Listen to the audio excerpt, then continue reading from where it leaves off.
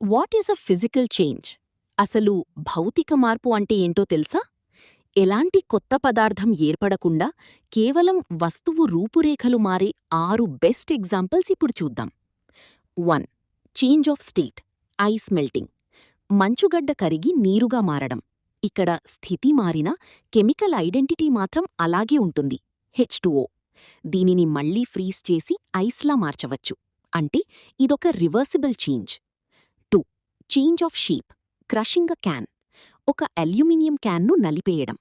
Force apply చేసినప్పుడు దాని shape మాత్రమే మారుతుంది, కానీ అల్యూమినియంలాగే ఉంటుంది. 3. Change of size, cutting wood. పెద్ద చెక్క దిమ్మను చిన్న ముక్కలుగా నరకడం. ఇక్కడ సైజ్ చిన్నదవుతుంది కానీ నో న్యూ సబ్స్టెన్స్ ఫార్మ్డ్, ఎలాంటి కొత్త పదార్థం ఏర్పడదు. 4. Mixing substances, salt in water. నీళ్లలో ఉప్పును కలపడం. ఉప్పు నీటిలో కరిగినా తన గుణాలను కోల్పోదు. ఇందులో ఎలాంటి కెమికల్ రియాక్షన్ జరగదు కాబట్టి ఇవాపరేషన్, బాష్పీభవనం పద్ధతి ద్వారా ఉప్పును మళ్లీ విడదీయవచ్చు. 5. Change of density, heating a gas. బెలూన్లోని గ్యాస్ను వేడి చేసినప్పుడు గ్యాస్ మాలిక్యూల్స్ వేగంగా దూరంగా జరుగుతాయి. బెలూన్ ఎక్స్పాండ్ అయి దాని డెన్సిటీ డిక్రీజెస్, సాంద్రత తగ్గుతుంది. చల్లబరిస్తే ఇది మళ్లీ మామూలుగా అయిపోతుంది. 6.